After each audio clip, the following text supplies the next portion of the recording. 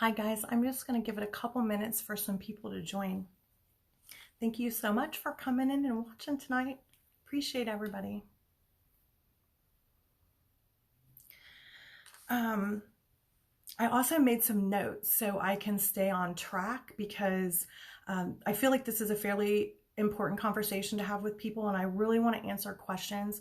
So if you see me looking down a lot, it's because I'm trying to jog my memory and make sure that I stay on track. So tonight we're going to talk about to nipple or not to nipple. So basically that is the question. And I get asked this question a lot regarding nipple reconstruction from clients. And first of all, I do want to say I'm going to put a disclaimer on here, y'all. These opinions I'm going to express tonight are just mine. They do not reflect the opinions of anybody else. I don't want to speak out of turn. I don't want to speak for anybody, especially your physicians. I'm a paramedical tattoo artist, and I also have just over a decade of experience as a plastic surgery registered nurse.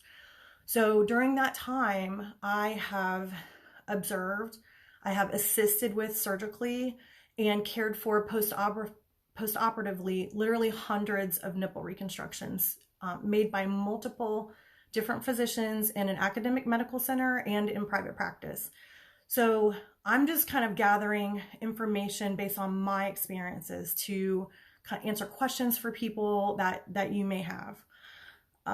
But specifically, I'm not a doctor and I am not your doctor. So if you do have questions, I do want to refer you back regarding your own care to your own physician. That way I don't get in trouble. But again, so when I have consultations with people, a lot of times they will ask me either on the phone or in person, they'll say, I'm just kind of confused on the nipple reconstruction. My doctor maybe mentioned it to them, or they've talked to people in their support groups. They understand that this is something that is done in the breast reconstruction process. It can be a little bit confusing because, some scenarios are different, right? Maybe your breast reconstruction surgeon doesn't offer nipple reconstruction.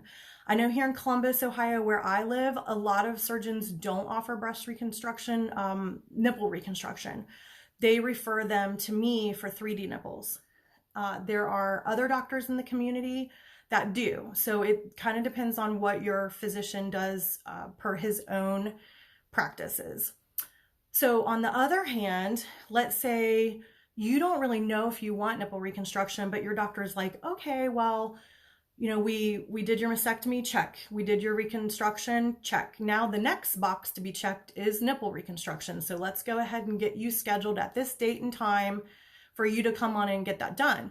So you're kind of following his guidance, but let's say he's just kind of putting you through this pathway that he does with all his patients. And it may or may not be the right decision for you to go ahead and have the nipple reconstruction. So that's why I wanted to talk tonight just about, answer questions that you guys may have and, give you information. That way you can try to make an educated decision for your health. Because when people ask me that question during consultation, I always say, I can't make that decision for you. I know personally what I would do if I was ever to be in that situation. I know 100% what I would do. But I can't make that decision for you. That has to be made by you. So hopefully this information that I give tonight will help. So, and again, I'm going to look down because I made notes because I'll get off track. I'll go off on tangents. So what is a nipple reconstruction surgery? Basically, it is some type of an elevated skin flap. So the doctor either, raises a piece of skin and kind of folds it and twists it upon itself to create a bump that will stick out and project off of the breast mound like a natural nipple would, in the best fashion that they can using the tissue that's there. They kind of recruit it locally. So there's different words that you may hear on forums or from your physicians and the PAs in the office. Some of them you'll hear the term skate flap, CV flap. Um, there's multiple different ways. There's a bow tie flap, there's a clover flap, there's a twist technique. And they're different in the surgical approaches, but they pretty much all do the same. They're recruited, pulled up, twisted, and made. Then a lot of the times too, after the nipple is made, the doctor will go ahead and skin graft on an areola. That's many times taken from the groin area and put around to fashion the circular larger areola. Or in a unilateral reconstruction, there is a nipple sharing technique where they kind of borrow a little piece of tissue from your nipple that you've kept on your natural breast, and they bring it over and they attempt to fashion a nipple reconstruction on your reconstructed side. So you may hear all of these terms. When I tell people what I know about nipple reconstruction, there's a technical aspect for it, which may or may not matter to you. But I can tell you this, all nipple reconstructions are not made the same. They are not equal.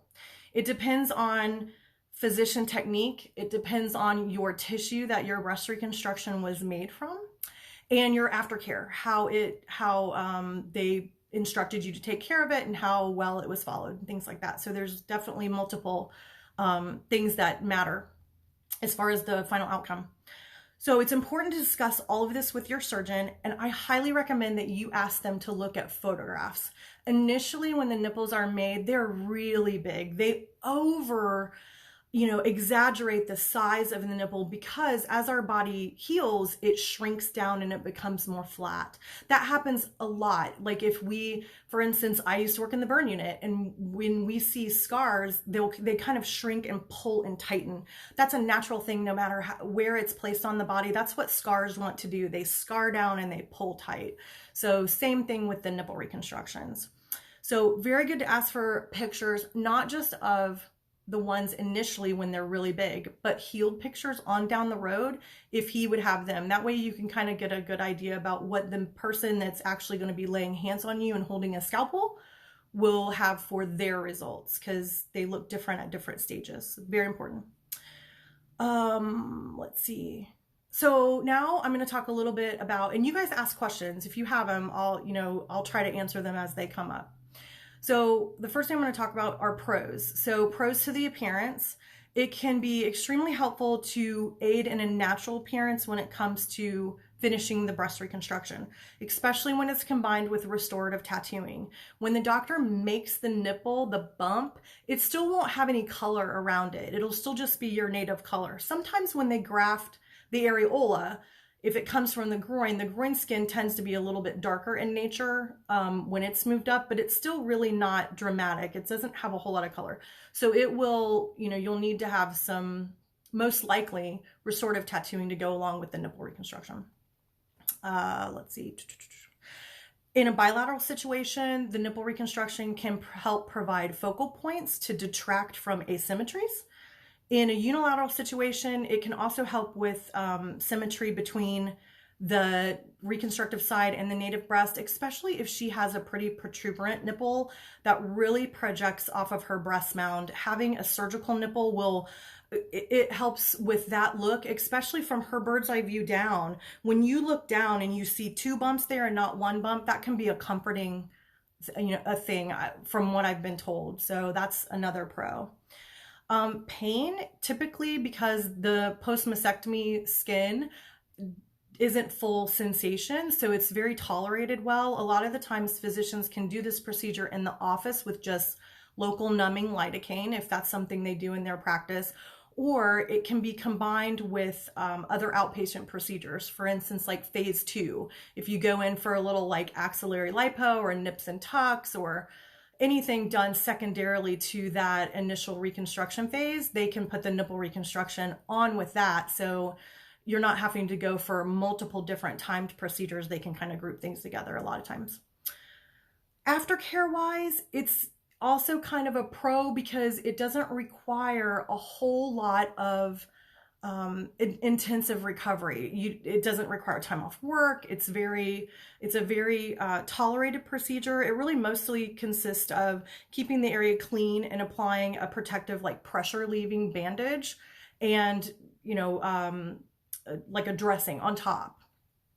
Cons. Let's talk about cons. The appearance. So like I talked about, nipple reconstructions initially are very large, and then they'll flatten out many times. Originally, when the physician is making them, they will usually explain that to you. If they don't, it can be quite shocking.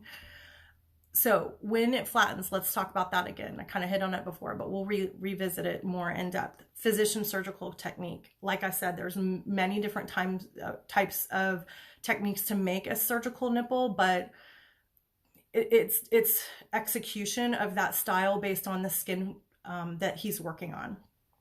Proper aftercare. So for instance, most of the time they'll have you build like dressings up in a fashion, cut a hole in the middle, and then the nipple gets placed in the middle of all of that. So it makes like a little house for your nipple to live in. And then when you put your bra on, then there's no pressure applied. Also, no smoking. Smoking is a vasoconstrictor. The nicotine in cigarettes is a vasoconstrictor, so it constricts down your tiny blood vessels, and it can cut off blood supply to your nipple and make it die. So that's very bad. Breast reconstruction type can also play a part in your nipple reconstruction. So if you have an implant-based reconstruction, especially pre-pectoral, where the skin may be a little bit thin, there's not a lot of tissue to recruit and stay. So when they flip up that nipple and they twist it and they kind of fashion it, there's not a whole lot of tissue that will stay underneath of that. And then consequently, it does flatten out over time versus a gap flap, a deep flap, an LD flap. They have more fatty tissue that used to live on other areas in your body that fills that gap, and it can stay, and it can be more, you know, initially it looks big still, but it can retain its shape. So I kind of, don't laugh, but I kind of did this little diagram. So this would be your breast, right? So this is a CV flap.